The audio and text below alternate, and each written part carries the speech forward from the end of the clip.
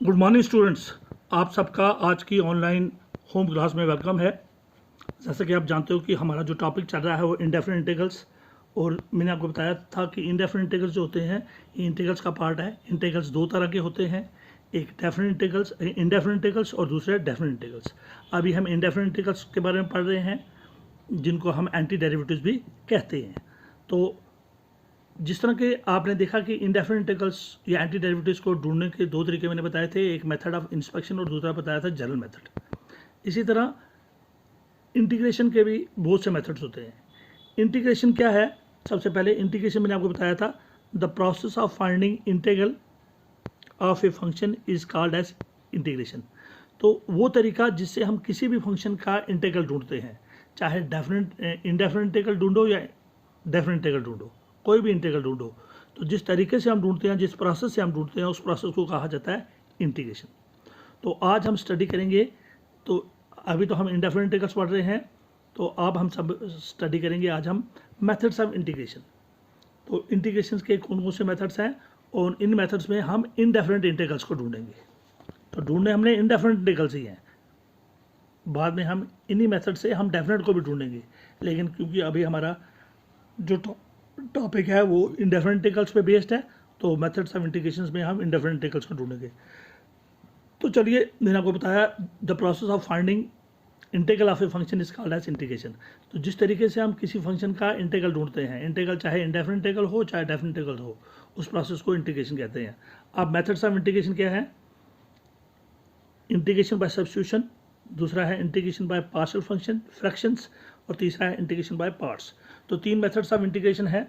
अब इन मेथड से हम पहले ढूंढेंगे इंडेफिनिट इंटीग्रल्स। सो पहला मेथड हमारा इंटीग्रेशन बाय सब्स्टिट्यूशन। तो इस मेथड में क्या होता है? In this method we transform the given integral. जो हमारा गिवन इंटीग्रल क्या होता है? Integral of F X into D X, यही हमारा इंटीग्रल होता है, इंडेफिनिट इंटीग्रल। यही हमारा फंक्शन होती है जिसका हम इंटीग्रल ढूंढते हैं। So we transform the given integral, जो हमारा गिवन इंटीग्रल होता है इसका, जिसका हमने जिस फंक्शन का हमने एंटी डेरिवेटिव ढूंढना होता है। तो गिवन इंटीग्रल क्या होता है? Integral of F X into D x into an another form. हम अपने गिवन इंटीग्रल को किसी दूसरी फॉर्म में ट्रांसफॉर्म करते हैं, चेंज करते हैं। कैसे? By changing the independent variable X to T. तो कैसे चेंज करते हैं? इस इंटीग्रल के अंदर जो इंडिपेंडेंट वेरिएबल होता है हमारा एक्स, इसको चेंज करते हैं हम टी में।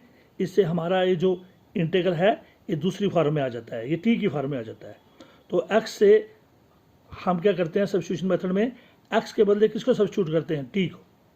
तो इट मीन्स हमारा जो इंटीग्रल है वो एक फॉर्म एक्स की फॉर्म से दूसरी फॉर्म टी की फॉर्म में आ जाता है। तो इस सब्स्टिट्यूशन वाले मेथड में हम अपने गिवन इंटीग्रल को किसी दूसरी फॉर्म में चेंज करते हैं। कैसे चेंज करते हैं? हम इसके इंडिपेंडेंट वेरिएबल एक्स को किस में बदलते हैं? टी में।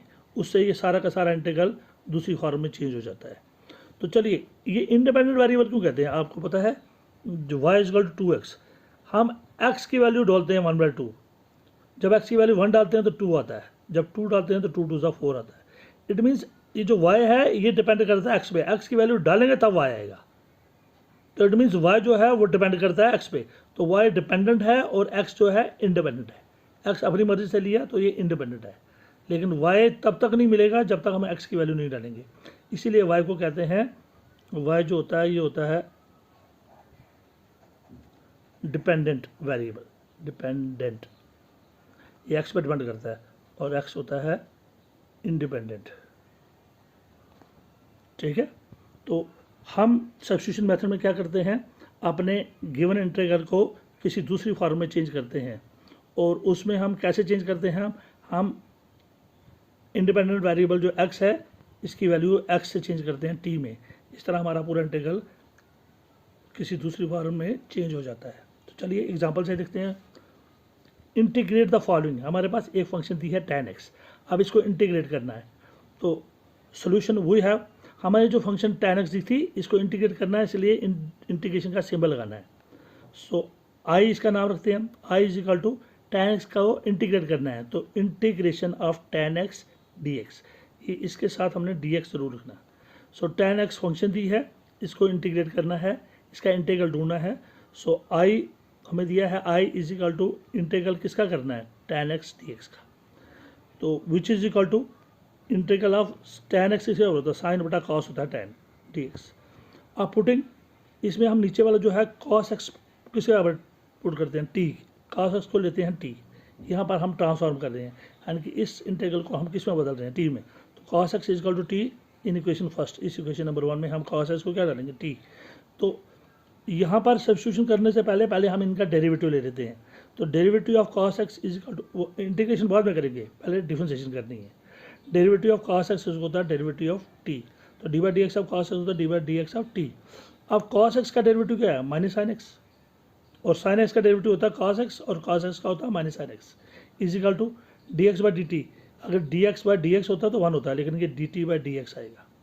अब हमारे पास ऊपर क्वेश्चन में साइन x के साथ डी एक्स है, तो अगर हम साइन x के साथ डी एक्स लेंगे, ये माइनस उसको दे देंगे, तो क्या होगा, ये माइनस डी टी को देंगे तो माइनस डी टी किसके बराबर हो जाएगा, साइन x के पास चला जाएगा D X, sine x D X के बराबर हो जाएगा।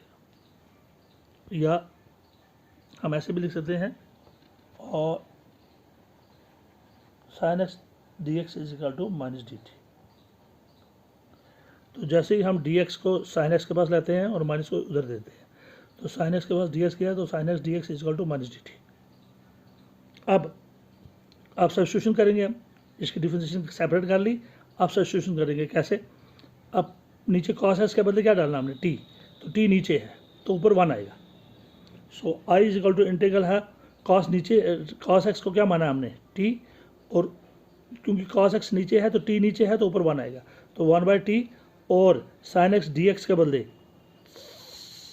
साइन x डी एक्स की वैल्यू क्या है, माइनस डी टी, तो क्या हुआ, minus D T, minus D T. तो i इज इक्वल टू ये माइनस आ गया, और 1 by T into D T, 1 by T की क्या है, लॉग एक्स की डिफरेंशिएशन क्या है, 1 बाई टी, तो 1 बाई टी की इंटीग्रेशन क्या होगी, क्योंकि लॉग एक्स की डिफरेंशिएशन 1 बाई टी है, तो 1 बाई टी की इंटीग्रेशन क्या होगी, लॉग एक्स, तो लॉग ऑफ टी, ठीक है, टी वेरिएबल है तो टी, एक्स है तो एक्स।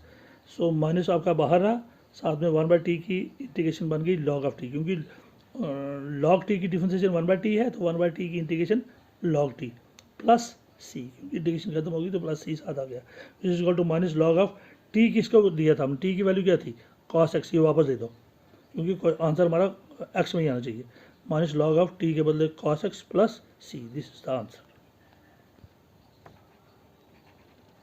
तो ये थी एक एग्जांपल। चलिए हम टेक्स्ट बुक की एक्सरसाइज लेते हैं, उसमें इन क्वेश्चंस को, इंटीग्रेशन को प्रैक्टिस करते हैं बाय सब्स्टिट्यूशन मेथड। कौन से मेथड से, substitution method.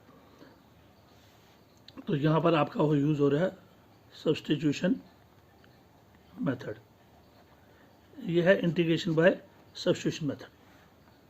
Integrate the following, तो फंक्शन क्या दी है, 2x by 1 plus X square. We have i, इस इंटीग्रेशन, इसका इस फंक्शन का नाम रखेंगे हम i, इंटीग्रल का नाम रखेंगे i इज इक्वल टू, इसकी इंटीग्रेशन करनी है तो इंटीग्रल का sign 2x by 1 plus X square, और इस साइन के साथ dx, इसकी इंटीग्रेशन करनी है, इसलिए ये symbol i is equal to, इसका नाम रखा i is equal to integral किसका करना है, 2x plus 1 by X square into D X, क्योंकि इस इंटीग्रल के साथ डी एक्स ज़रूर होता है, इसकी निशानी है, सिंबल है नंबर 1। अब पुटिंग नीचे वाले को, कभी हम नीचे वाले को पुट करते हैं, कभी ऊपर वाले को। तो 2x बनाने के लिए